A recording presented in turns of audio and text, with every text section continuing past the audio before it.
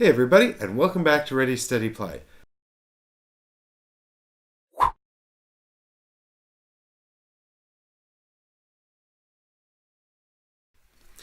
Critters Below is a small 1 to 6 player game that takes roughly half an hour to an hour to play.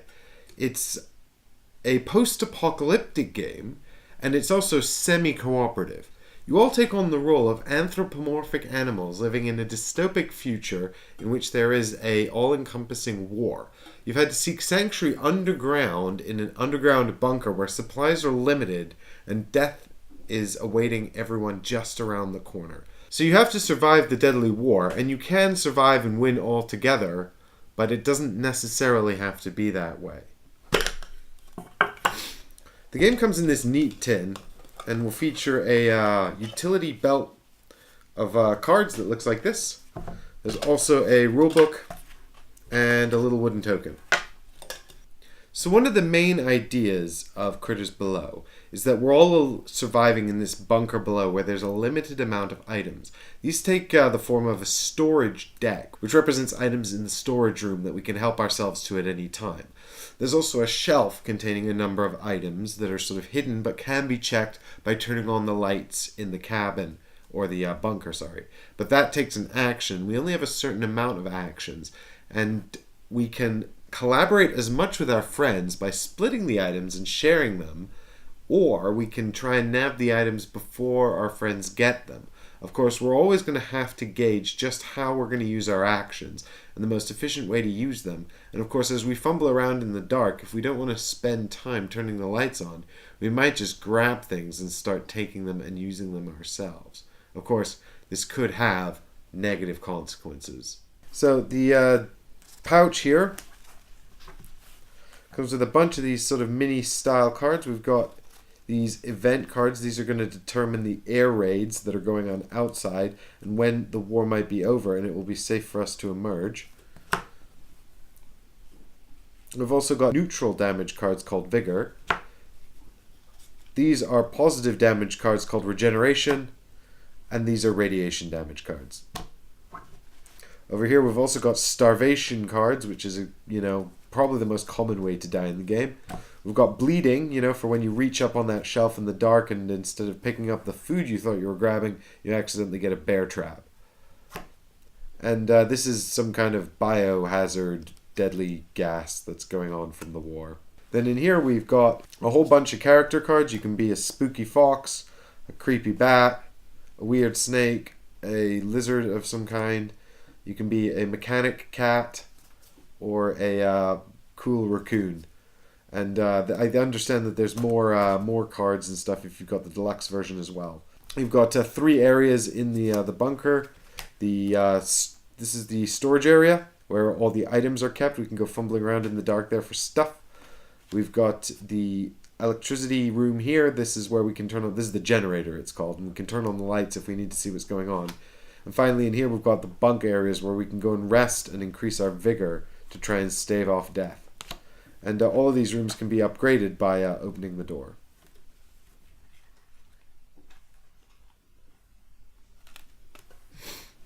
We've got a big old deck of cards here, and these represent different items we can get over the course of the game, like a jacket that protects us from radiation. Who doesn't need that? We've got some blood and stuff here that's going to help us out.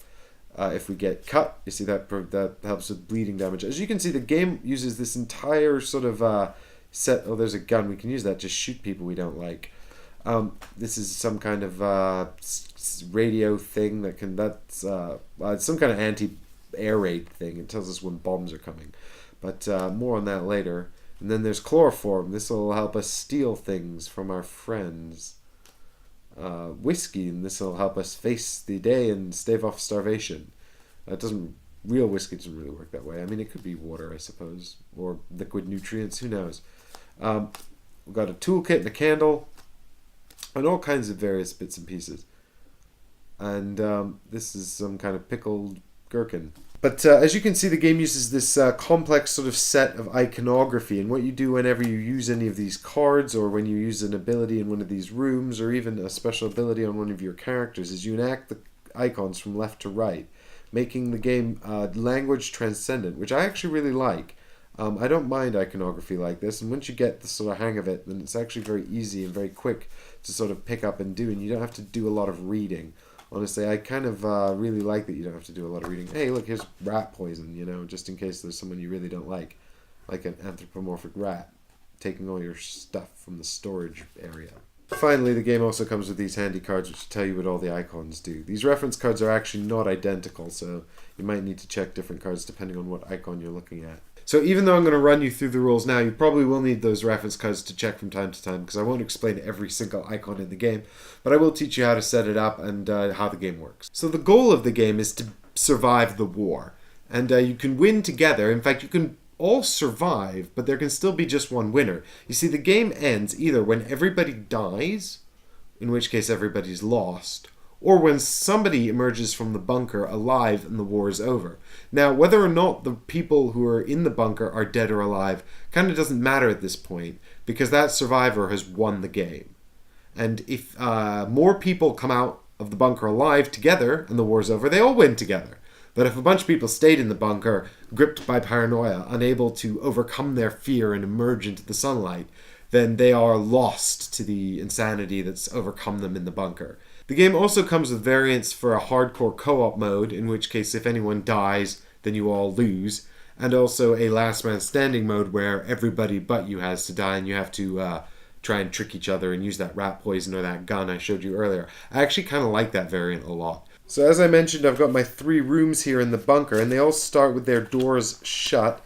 You can upgrade them later if you like, using this icon here. The cat can upgrade them as her sort of class ability, but she will starve doing it because it's hard work and there's not a lot of food. So then we start with 4 cards on the shelf. Now these are the item cards here that I showed you earlier, so we give those a good shuffle. We set 4 of them out for the shelf. These are the items that are readily available that we can grab off the shelf. Now, it's actually important to set these out individually on the table as though they are items on the shelf, because you will be checking them in the dark and trying to remember, like, for example, this is a landmine. Grabbing this in the dark, if you don't know what it is fatal, or potentially fatal. So maybe, you need to make sure you check what's on the shelf and where it is. So the placement of these cards on the table is very important. Once you've done that, you'll put a bunch more cards into the storage room based on the number of players you've got. Here is the chart. For example, 1 player will get 10, and then it goes up in increments of 5 with 35 cards for 6 players. So the number of players you've got times 5 plus 5. Or if that's too much to remember, just check this chart on page 2. So I'm going to set up my shelf over here. And then I'm going to deal out 20 cards because I'm going to play with 3 players. So I'll put my event cards to one side, but this is going to represent the flow of the war. Each of these cards represents goods that could be dropped and bombs that will be dropped. And what we want to do is try to go outside to check to see if the war is over, but also we might want to go outside for supply drops and grab those extra goods. It's the only way to get more items into the bunker that didn't already start there. However, going outside can be very deadly if there's bombs falling from the sky, so you don't want to be caught out and blown up. But we'll set those up later. For now, let's just take our condition cards and set those somewhere conveniently accessible for the players. And what we're gonna do is we're gonna deal out 2 vigor cards, and these are gonna form a hand for each player. So if I'm playing with 3, everybody gets 2, and these are their sort of overall health. What we'll be doing is adding damage cards to this hand and then suffering damage later on. Now that everybody's got their 2 vigor cards, they're also going to get a damage card to start with. I'm going to take 2 of these poisons, 2 of these radiations, and 2 of these bleed damages. But those are not going into these hands. These hands are then turned upside down and held privately by the players. These cards I'm going to shuffle and deal 1 face up to each player, and this will be their starting damage. If at any point that they've got 3 damage cards face up in front of them, they're dead and they lose the game. Doesn't mean the game stops though, because not everyone might die all at once. So we've got a bleeding damage, a poison damage, and a radiation damage. How about that? The rest of these can be returned to their piles here. Now note that these are face up because they're damage that the players have been dealt already. Finally, everybody's going to get a character card. Now, you can just shuffle these and deal them out randomly, or you can let players choose as you like. The method for dealing these character cards is left up to you as a group to decide how you want to do that. And the characters that you don't use can go back in the box. You won't need them. Players have a pocket where they keep their items. Let's deal each player 2 cards, which represent the items they start with in their pocket. Once you've dealt all of the cards into the storage that you need to use for the storage, and everybody's got the 2 starting cards in their pockets, the rest of the deck goes face up next to the storage and becomes a discard pile. You will need that later to draw cards for the supply drops from the event. After that, use your preferred method for determining randomly who's going to be the first player. Alternatively, if you're playing the full co-op mode where everybody has to survive but you're all working together, you can actually just elect a first player and then choose the player order every round. But if you're not playing that way, you're playing with the standard rules, then someone has to be first player, and they will be first player every time. Next up, we're going to set up our event track, which is the course the war will take. So let's have a look at these event cards. Here we've got some event cards, and you'll see on the top different numbers of planes. These represent the bombers dropping bombs on us. So we've got 4 cards with 3 bombers. We've got 4 cards with 2 bombers. And 4 cards with 1 bomber. And what we're going to do is we're just going to shuffle these up and deal them out in a random order. And we'll use all 4 cards with 3 bombers on. We'll use 2 cards with 2 bombers. And we'll use the 4 cards with 1 bomber as well. And we'll put them together to make a track. I'll show you how to do that. But what you can do, you can use all 4 of these cards if you want to play a longer game. But in the standard rules, you just use 2 2-bomber cards. The cards themselves will depict different things. For example, this depicts a poison bomb. This depicts a radiation bomb, and this depicts a supply drop. You can see that there's 2 radiation bombs, 1 supply, and 1 poison in this pack, and you'll also see this is indicated by the symbols on the backs of the cards.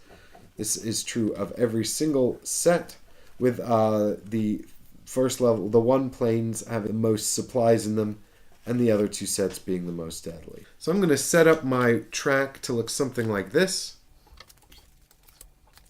I'll return these 2 cards to the deck, to the box, because I'm not playing the long version of the game. And then what I'm going to do is I'm going to take my turn marker. This marker here indicates how many turns the game's got till it's finished. And I'm going to put it down here on the 3rd card. This is because when we go venturing outside to look for supplies, we flip over 3 cards and suffer the effects on all of those cards, be they good or bad. So if we go out on the first round of the game, we'll flip over these 3 cards. As this progresses, we'll use the 2 preceding cards and the current card, so the cards will be knocked off the end. This means, of course, that the game lasts 8 turns or 10 turns in the longer version. Note that if the event track ever runs out, with all the cards face up and nobody went outside by the end of the track here, then the war has ended and everybody's gone insane in the bunker together. You all lose. So someone should go outside. So now that we're all set up, we're ready to start play. How does that work? Well, the round begins with the first player, and the first player has 3 actions on their turn. Those 3 actions are basically very simple. They can either use a card in their pocket, they can use a card on the shelf. Note that you can look at the cards in your pocket at any time to see what you've got and choose whether or not it would be beneficial to you to use that card at this time. You can use a card on the shelf whenever you want, but you can't look at it before you use it. You can also use your character's ability. That's once per turn. You can use one of these 3 areas once per turn. On your turn, you can move any number of cards that you want from the shelf to the bottom of the storage deck, but only on your turn. On anyone's turn, you can take items from your pocket, look at them, and if you want, put them on the shelf. Because this mechanic's so pivotal, let's have a look at what these rooms do in more detail, and then we'll have a look at some sample items from the game. So the generator, when you use the generator, the first thing that happens is you take 2 starvation damage. That means you'll take 2 of these starvation cards and add them to your damage deck. Remember those 2 vigor cards we gave everyone face down at the start of the game? That's their damage deck. So you'll take these 2 starvation, add them to that vigor. Hang on to these damage cards, you'll need them later. The next thing that happens is you can peek at 3 cards, because we've got the peek icon here and the number 3 here. If you upgrade the room To the open room, you can peek at 5 cards. So in this case, I could look at 3 items on the shelf, and then I could either put them into my pocket or put them back on the shelf in any order that I want. The game starts with 4 items on the shelf, which means that there's one here that I'm not going to be able to pick up and look at, and actually not even change the position of. But as more items come out later, I can add these to the shelf. There's no limit to the number of cards on the shelf, but it will be hard to get out more than 5 this early on. Why? Well, let's have a look.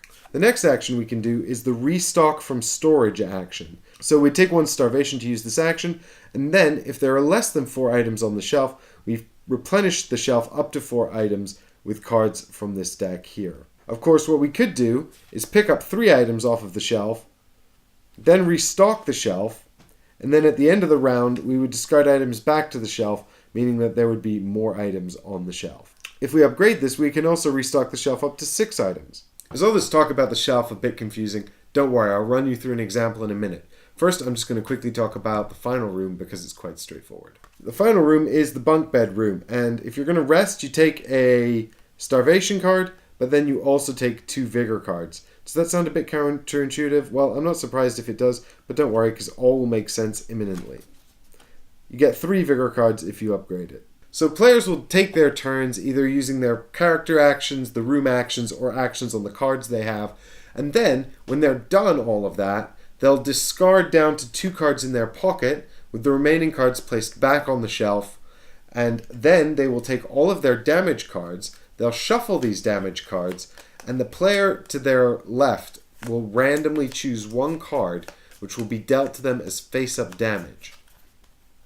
Note that when this happens, all cards matching that type from their damage deck will be discarded back to their respective piles.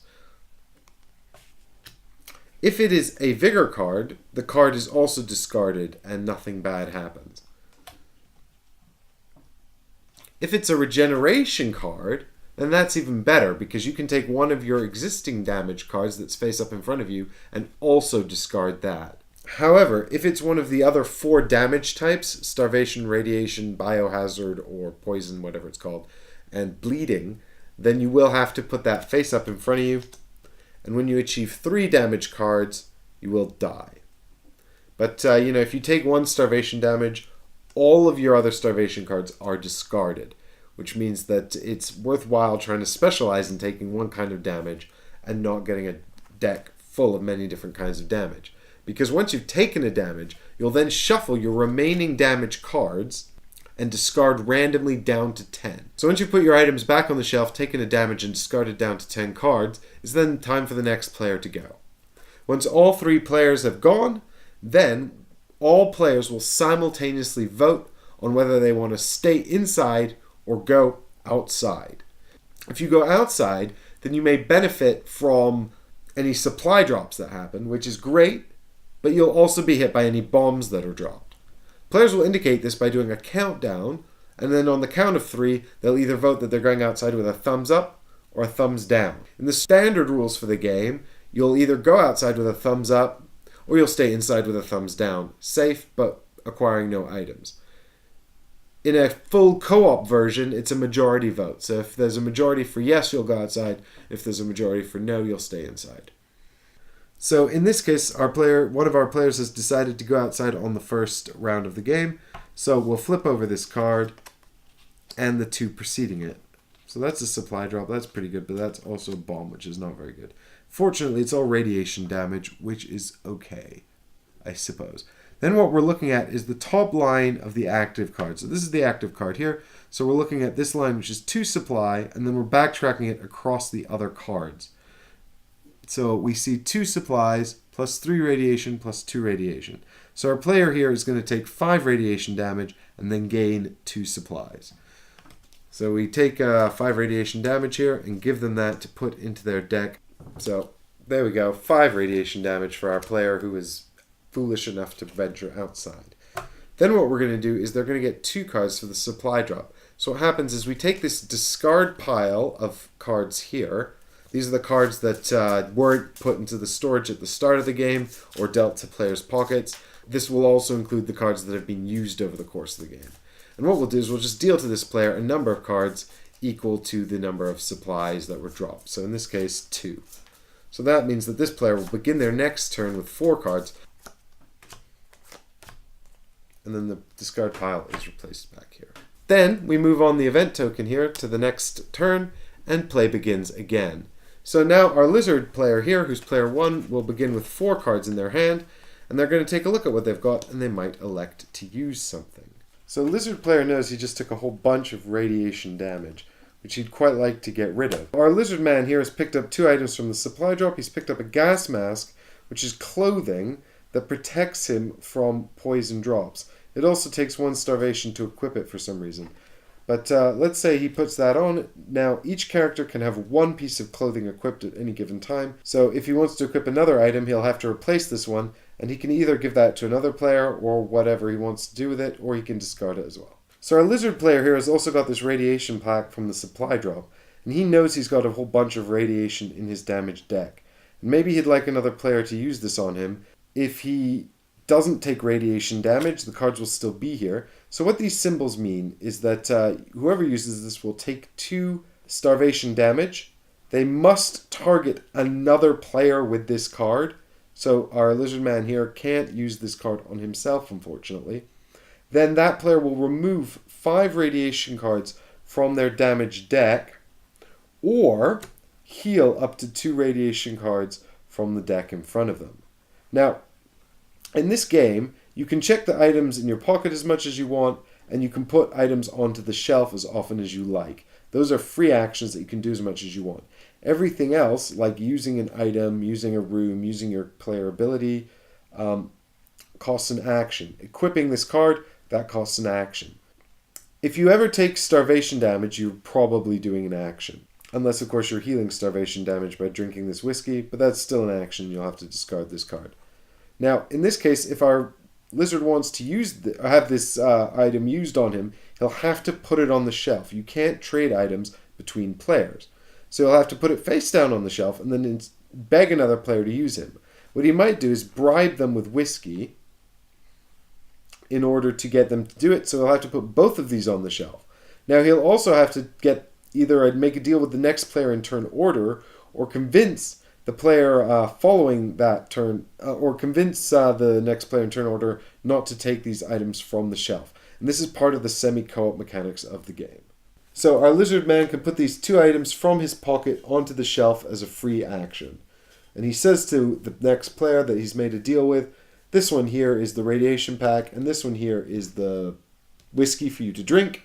So please use these items on your next turn to help me out. Now, whether or not the next player agrees to keep their word or not is entirely up to them. And then our lizard man has 1 card left, so he might decide to take a look at the peek at the cards on the shelf and keep 1 more for his hand to use as leverage later on, perhaps, or rearrange them to try and catch someone out, bearing in mind that he doesn't want to confuse the people about the 2 he just put down. And so play goes on like this until the war is over. The game ends when the penalty on the 3 event cards that have been flipped is less than 3. So for example, when our player went out on turn 1, they took 5 radiation, so the war is not over. However, a player going out here on turn 3 would win the game because the penalty here is 2 poison. 2 is less than 3, so they would win the game. Note that if they'd gone out here on turn 2, they would not win the game because the penalty here is still 5. So it is possible for the game to end very quickly or not so much depending on what's come out. Remember that only one of these 2 playing cards has a supply drop on it, and it may well not be included in the game. See? They could very easily just have been bombs. So if anyone went out when the event penalty equaled less than 3, they've actually won the game. And anyone who didn't go out has lost the game, either going insane in the bunker waiting for the war to end, or because they died. Remember that in the full co-op version, of course, you would all go out together and all win or lose together. And in the last man standing version, it only counts if everybody else is dead. So here is an example in the rulebook of all of the different kinds of iconography you'll find in the game. These are also listed on those shortcut cards I showed you earlier, but the most important ones are the look at cards, which is the one that allows you to look at cards on the shelf and take cards on the shelf and reorganize them. The restock card that brings cards out of the storage deck that you can place on the shelf, and this lets you go up to the number onto the indicated on the symbol. And there's also the empty pocket card symbol here, which requires you to place all of your items and also your clothes, if you're wearing any, onto the shelf face down. So that's how you play Critters Below. And I'll be back with my friend Michael tomorrow to play through the game, and maybe that'll help you get a sense of how it runs. We have a really fun time sort of negotiating our way through this post-apocalyptic situation. So I hope you'll come and join us for that. And thanks for watching, everybody.